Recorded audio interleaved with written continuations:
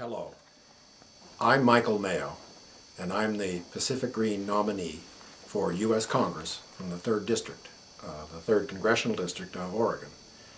And I want you to consider voting for me. I want to talk to you today about why you should consider voting for me, even though Earl Blumenauer, my opponent, is a liberal Democrat and is really a national expert on alternative transportation means. I can't compare with Earl Blumenauer's work in that regard, and I'll be honest with you, throughout this ad I'm going to be honest with you, but to begin with, if the most important issue in this election is how to put in place alternative transportation systems, you really ought to vote for Earl Blumenauer, because I'm not going to help you much in that regard. Well, then why should you vote for me if Earl Blumenauer is so much better already? Well, the biggest issue in this campaign, in my opinion, is war. Is a war that has been going on now for some time, and it's a continuation of other wars we've been engaged in for some time before that. I am myself a math teacher at Benson Polytechnic High School here in Portland, and I'm moved to enter this campaign because the Democratic Party hasn't gotten us out of the war.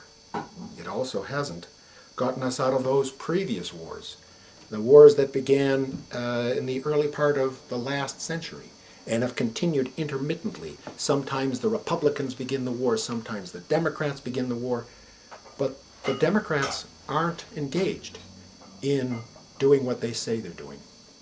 And I'm asking you to vote for a Pacific Green candidate, me, because I guarantee you not only that the war is not going to get a vote from me for funding in any manner whatsoever, but also I'm going to be a voice for the reorientation of this country to a sustainable economy and to care for its entire human community. What the heck is that about? Why do we have to reorient things? Well, I want you to think back now, because we can best make a future if we have a pretty good idea of our past. I want you to think back and consider that basic, fundamental problem that I'm going to talk about the rest of this ad, and see whether it isn't the basic reason why you would vote Democrat in the first place. You would say, and you're trained to say it, you would say, well, they're not perfect, they're not exactly what I want, I'm a progressive, I want to make things better, but I'm going to vote for them, warts and all, because I think that it's okay to do this and allow these guys to take power, because I'm going to get a better good over here. So, for a concrete example here, the Democrats started the war in Vietnam, didn't they? The great legendary Jack Kennedy, the not so legendary Lyndon Baines Johnson, they went into Vietnam in a big way, and they didn't get out. And what was our position as people who are voting Democrats? Well, we said, well, gee, shucks, I gotta vote for, let's see, Hubert Horatio Humphrey. I gotta vote for Hubert Horatio Humphrey, because although they went into Vietnam, they're gonna help with the civil rights, and that's what I want to do. I want to do one thing over here that's horrific and cruel in order to get a greater good over there. And I want to ask you to stop doing that, you voters. I want you to stop thinking that the ends justify the means. When we tag the communists with it, we say, ain't that awful that they went ahead and they put in a Stalinist dictatorship and they said quite openly, the ends justify the means, we're going to make a better world. We're going to make a better world with the purges. We're going to make a better world with a communist party. Well, I want you to stop for a moment and say, that's what's happening now. That's what's happening now because you vote Democratic. You're going to vote for the Democratic Party because the ends justify the means. And the means now are a war. The means are tossing out habeas corpus. The Democratic Party has had control of Congress, and we still have legislation stripping us of habeas corpus. We still have Guantanamo. We still have waterboarding. You are voting for a Democrat because you've been told that the ends justify the means. I'm here as a Green Party member. I'm here as a part of an international movement which has political power in other countries and is altogether aiming at a sustainable way of life, which does not engage in war, which does not engage in allowing corporations to rape the planet, and which is starting to offer you the chance to vote what you want. And that is where you have to come in as a voter. You have to register and support a party you believe in. You have to stop thinking that you've got to go and do evil in order to get some greater good accomplished, because that isn't how it works. That doesn't ever happen. You get hypocrisy at the basis of our society. And you have to start standing tall for what you think is the truth and what you think is right. And when you do that and you vote, in the first instance for me, because I'm telling you there isn't going to be any voting for a war funding. We could go into the details, but the fact is that Blumenauer has voted for the war. I don't want to get into the details in this short message, but I could back it up with documentation. He has voted for war funding. And he has voted against the defense of, he has voted against the marriage equality for gays. Why is that? Well, again, you have this situation keeps going on and on. You have to triangulate. You have to vote for Clinton, who's going to crush the support we had for poor people, because, well, that's going to get him elected, and again, he's going to come back to power, and you want the Democrats in power or else. Well, that's a fear ticket. That's an argument from fear. You've got to do some bad thing in order to get that so-called greater good, and it doesn't work. I can lay out for you a bunch of other things. I want to talk a little bit more about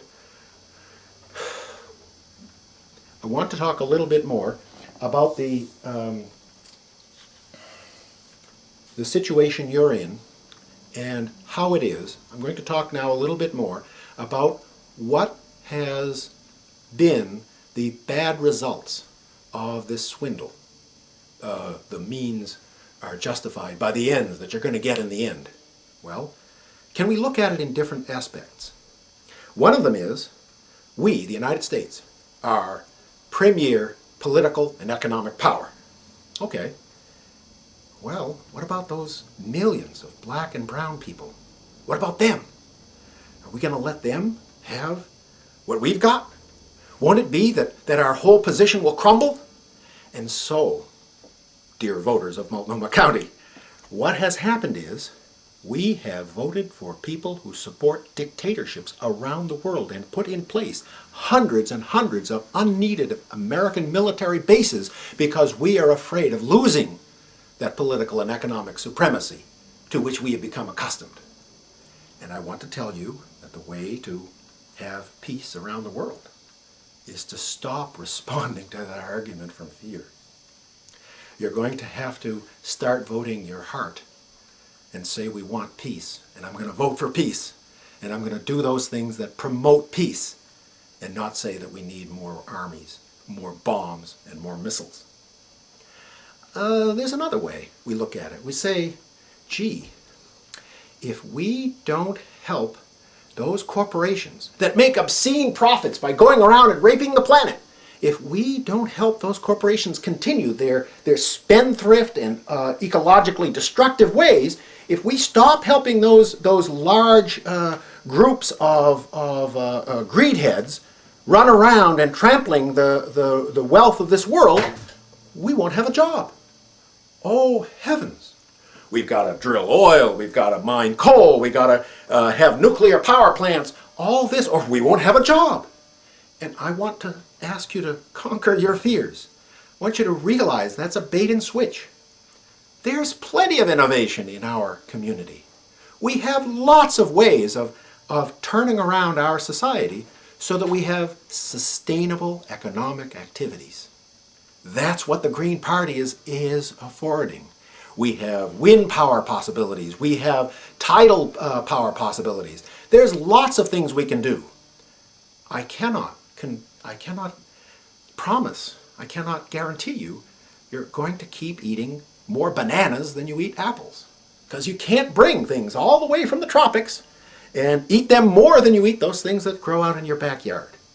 You're going to have to change. It's not going to be it's not going to be the same as having the consumer life you're used to.